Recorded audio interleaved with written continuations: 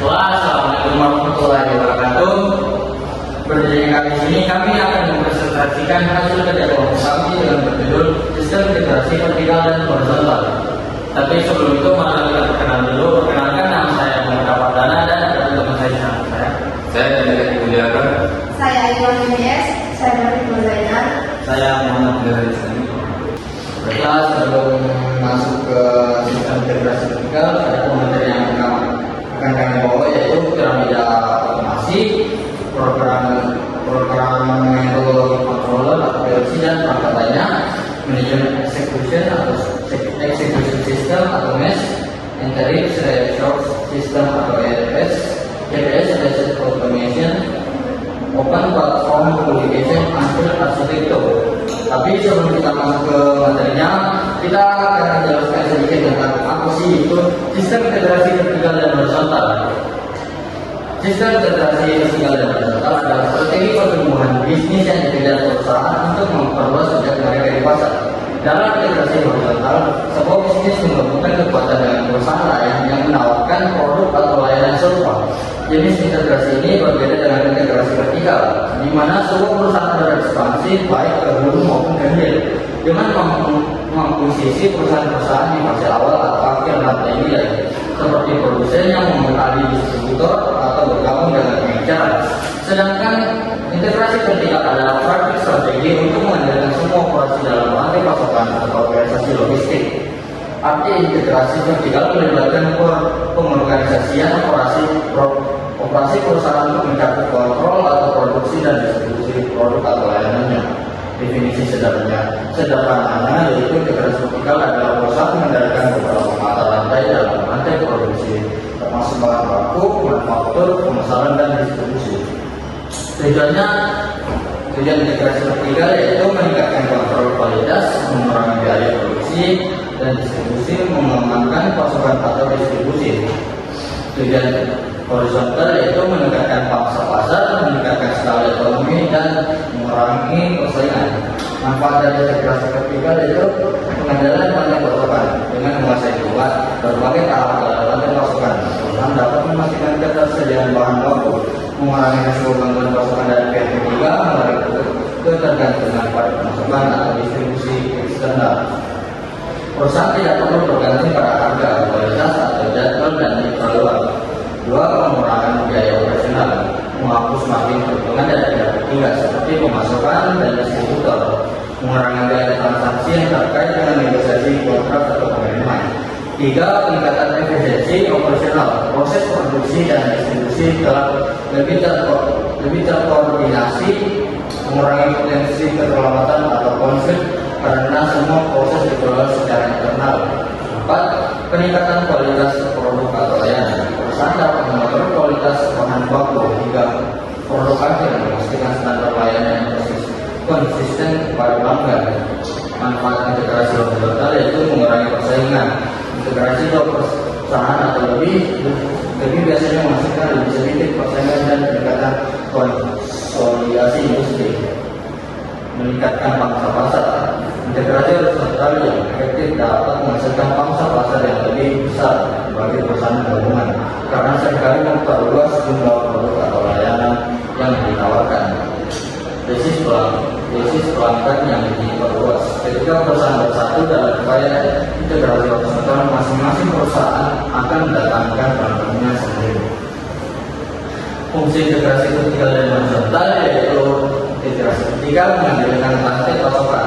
Perusahaan dapat memastikan ketersediaan bahan baku atau barang jadi barang risiko keterlambatan pasokan atau fluktuasi harga. Dan integrasi horizontal yaitu mencapai skala ekonomi.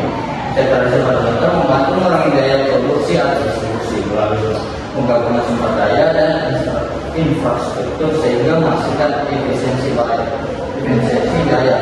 Baiklah, masukkan kepada materi pertama yaitu definisi piramida otomasi, akan dijelaskan kepada Ayu Amiri. Definisi piramida otomasi, yaitu piramida otomasi adalah model hierarkis yang digunakan dalam otomasi industri untuk menyusun berbagai tingkat kontrol dan memantau dalam proses produksi. 1. Piramida ini biasanya terdiri dari 4 tingkat utama. pertama ada pertambangan, yaitu di mana disinilah sensor dan aktuator berinteraksi langsung dengan proses fisik. Bagian ini terhubung langsung ke mesin dan sistem. Yang kedua data kontrol, yaitu pada data ini data dari data pertambangan diproses dan keputusan dibuat untuk mengendalikan proses.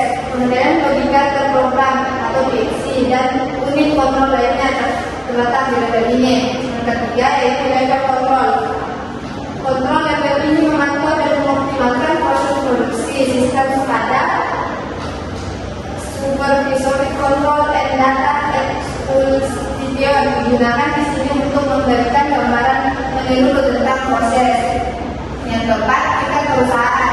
Keputusan bisnis strategis dibuat di tingkat tertinggi. Disinilah data produksi dianalisis untuk meningkatkan efisiensi, mengendalikan biaya, dan meningkatkan kinerja perusahaan secara keseluruhan. Yang kedua itu fungsi tujuan tingkat piramida. Yang pertama tingkat lapangan, fungsi internal langsung, fungsi interaksi langsung dengan proses fisik terjadi pada level ini. Sensor dan aktuator ditempatkan di sini dan mengumpulkan data langsung dari mesin dan sistem. Tujuannya untuk merekam variabel proses seperti suhu, tekanan, posisi, dan lain-lain, dan eksekusi perintah oleh aktuator. Yang kedua tingkat kontrol. Tingkat ini memproses data dari tingkat lapangan dan membuat keputusan untuk mengendalikan proses. Tujuannya untuk mengontrol logika terprogram dan unit kontrol lainnya ditempatkan di sini. Mereka memantau dan mengendalikan proses secara real time.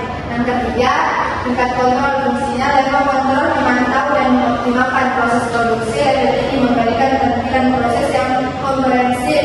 Tujuannya sistem SCADA memungkinkan visualisasi dan kontrol proses, akuisisi dan analisis data yang komprehensif dilakukan. Yang keempat, tingkat perusahaan. Fungsi tingkat tertinggi piramida otomatisasi, tempat keputusan bisnis strategis dibuat. Tujuan pada level ini data produksi dianalisis untuk mencapai tujuan bisnis, keputusan tentang alokasi sumber daya, perencanaan, kapasitas, dan tujuan strategis jangka panjang dibuat di sini. Program logik kontroler dan perangkat pendukung lainnya.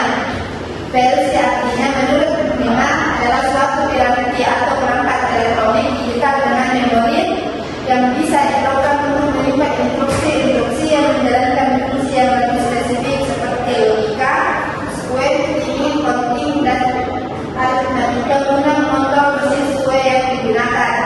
Sedangkan menurut Sapiens 1982, PLC adalah sistem elektronika digital yang didesain untuk pemakaian pada industri, memakai nomor yang bisa diprogram untuk menyimpan secara internal instruksi yang mengimplementasikan fungsi-fungsi seperti logik, urutan, perlakuan, pencacahan, dan aritmatik untuk mengontrol mesin dan proses melalui modul-modul IO digital maupun analog. Sesuai namanya ada tiga konsep utama dari PLC, yaitu programmable, logika, dan logik dan kontrol. Berikut masing-masing penjelasannya. Programmable yaitu kemampuan menyimpan program yang sudah dibuat ke dalam memori. Fungsinya bisa berubah sesuai keinginan. Logik, kemampuan memproses input secara matematika dan logik secara melakukan operasi membandingkan, menjumlahkan, mengurangi, negasi, mengalihkan, membagi, dan lain sebagainya. Kontrol, kemampuan mengontrol dan mengatur proses agar menghasilkan output yang diinginkan. Fungsi dan tujuan PLC. Fungsi yaitu fungsi utama yaitu beberapa penggunaan umum dari logik kontrol terprogram antara lain yaitu monitoring plan, yaitu memantau atau memonitoring sistem dan tindakan yang diperlukan sesuai program yang dikontrol.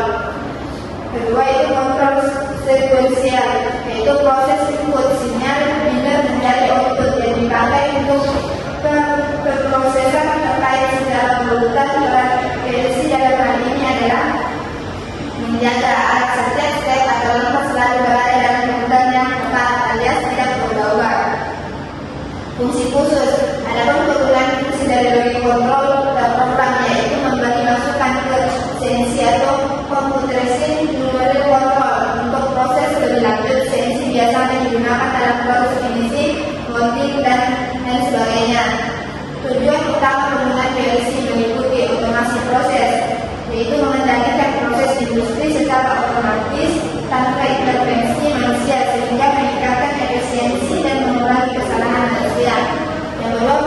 fleksibilitas dan kontrol.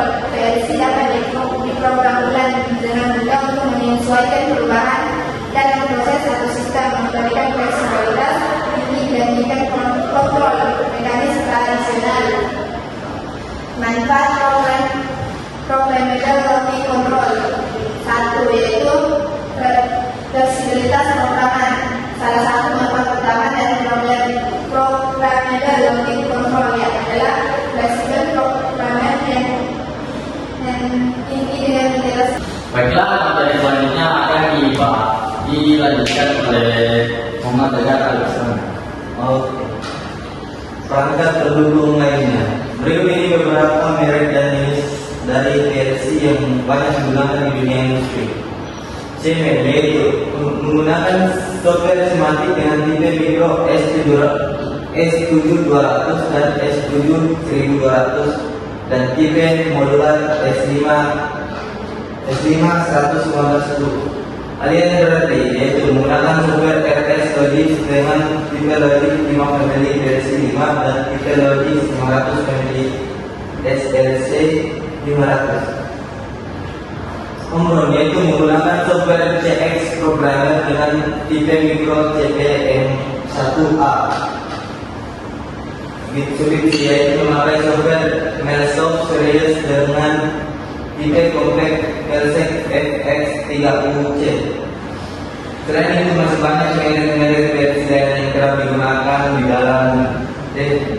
di dunia industri, yaitu Scanner Automatic, Reliance, Hitachi, Modicon, PLC Direct, Goodman, Hammer, dan masih banyak lagi lainnya. Komponen PLC lainnya. 1. CPU atau Central Processing Unit menjadi bagian dari seluruh sistem yang berjalan. 2. Memori. Fungsinya adalah menyimpan berbagai data penting dalam bentuk chip.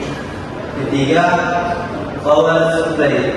Fungsi dari perangkat ini adalah mengontrol nilai tegangan agar selalu berada dalam nilai efisien, alias agar tegangan masuk bisa lebih besar dari tegangan semestinya. 4. Programmer. Dalam hal ini dimaksud programmer bukanlah sebuah profesi, melainkan alat atau perangkat yang digunakan untuk berkomunikasi yang berisi beberapa komponen, yaitu run, out, monitor, dan programming. 5. Input atau output. Dalam PLC, input atau konfigurasi output memiliki peranan yang sangat penting dalam hal ini, karena bisa membuat program bisa berjalan dengan lebih lancar. Manajemen execution system atau MES. MES adalah sistem perangkat lunak yang memantau dan melacak proses produksi pabrik secara real time. MES software adalah sistem komprehensif yang mengontrol semua aktivitas yang terjadi di perusahaan. Kemudian perusahaan akan membuat produk dengan cara yang paling efektif, biaya rendah, dan kualitas yang tinggi. MES mengotomatisasikan laporan produksi. Pencatatan data secara manual dan otomatis tentu akan memakan waktu yang cukup lama dan besar rasio kesalahan pencatatan yang dapat terjadi. Oleh karena itu, MES dapat membantu perusahaan untuk melakukan pencatatan produksi secara real time tanpa adanya biaya input dari SDM berkomputer. Kedua, membantu mengoptimalisasi data dan informasi. MES membantu Anda menginput data secara otomatis. Data tersebut akan lebih beragam tanpa perlu menambah waktu atau SDM yang diperlukan. Dan yang ketiga, monitor output produksi secara real time. Data yang diinput secara otomatis akan membuat pengecekan output produksi bisa langsung dilakukan di tempat tanpa perlu menunggu proses penginputan data terlebih dahulu. Fungsi manajemen execution system. 1. Otomasi laporan produksi. Salah satu fungsi penting dari manufaktur execution system dalam konteks bisnis adalah otomasi laporan produksi. Yang kedua, penggunaan analisis performa. Salah satu fungsi krusial yang terdapat pada MES dalam lingkungan bisnis adalah analisis performa. MES memungkinkan perusahaan agar dapat menganalisis kinerja produksi dengan menggunakan data yang terkumpul secara real time. Oke, tujuan menjaga eksistensi sistem. Satu, meningkatkan kualitas. Yang kedua, meningkatkan produktivitas. Tiga, kelola keterbukaan. Dan keempat, hasilkan fleksibilitas operasional. Baiklah, materi selanjutnya akan dijelaskan kepada Nur Zainal.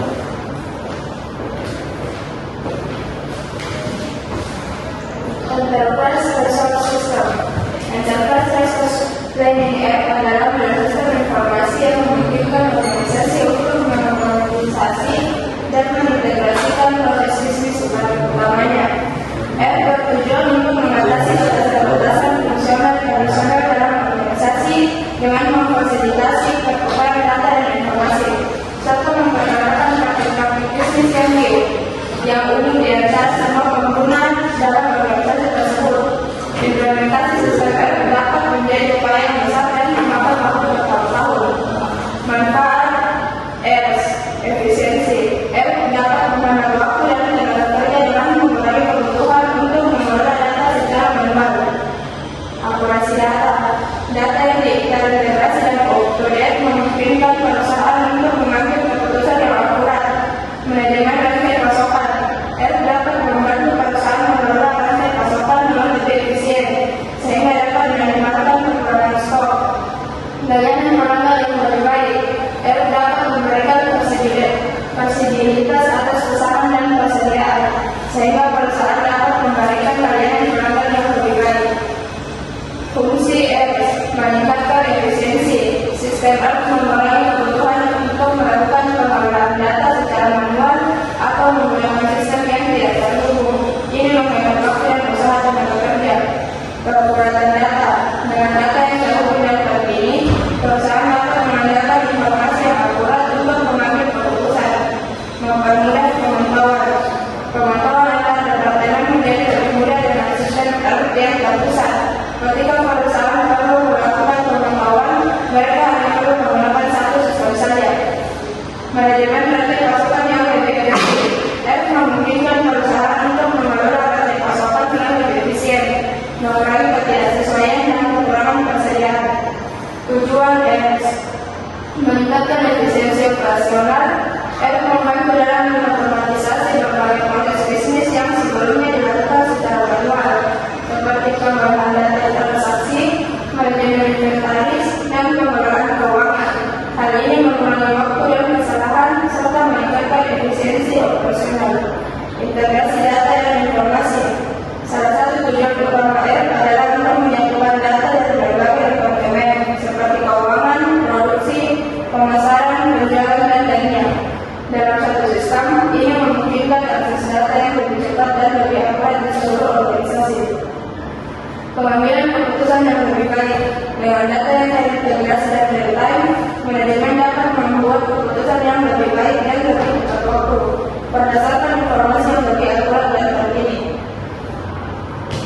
CPS-based automation.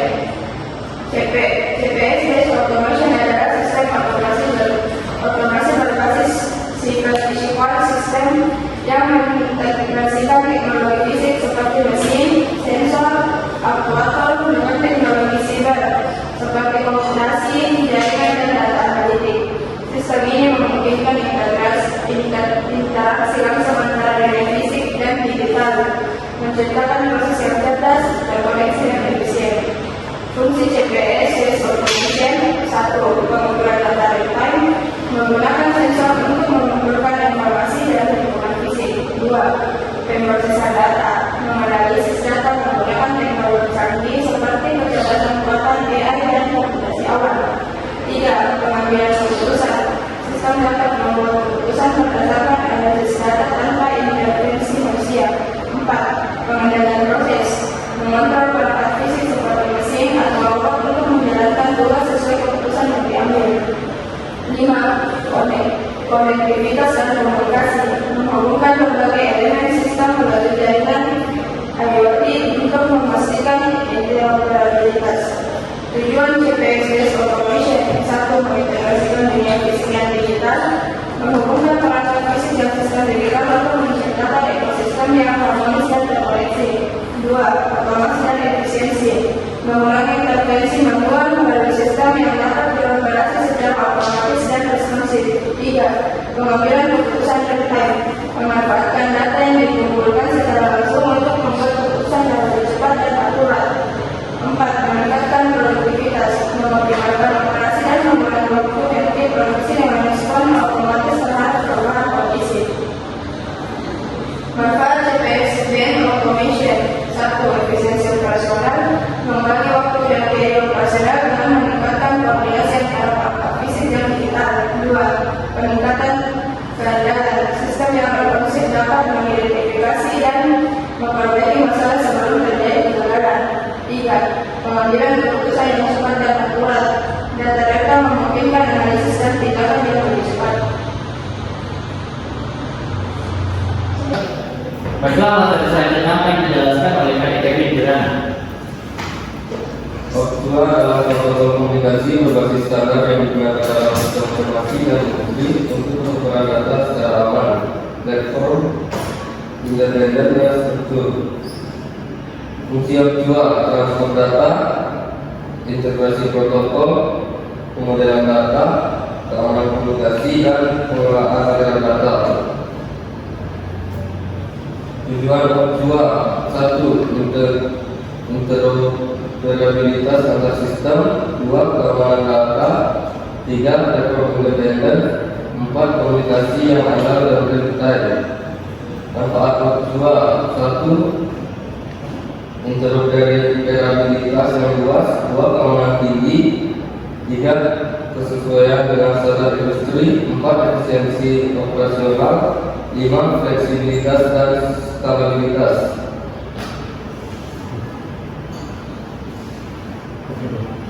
Baiklah, materi selanjutnya yaitu perusahaan yang mendapatkan sistem integrasi vertikal yang dimaukan kepada saya sendiri.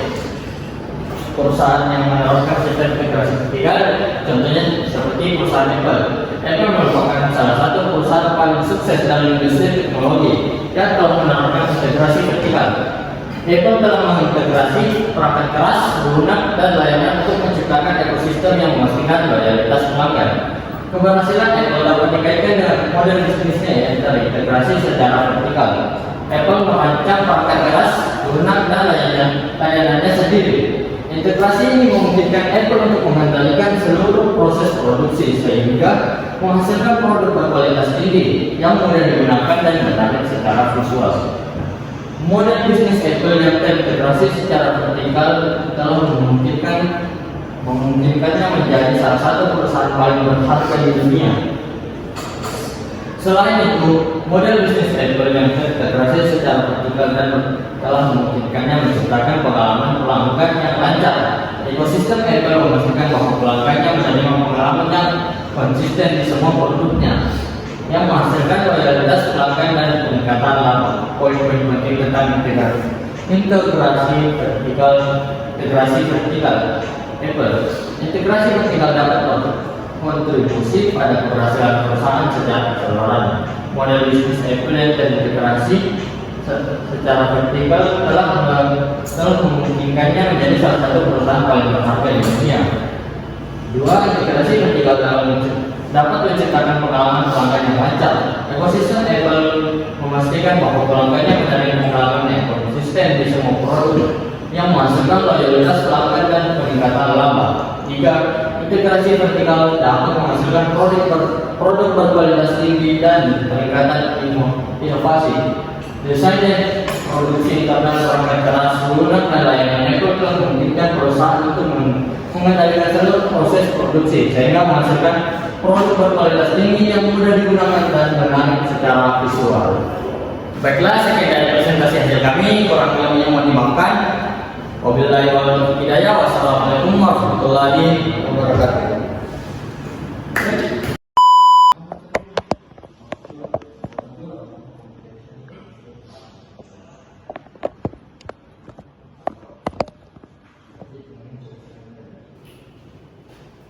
Baiklah, sekian dari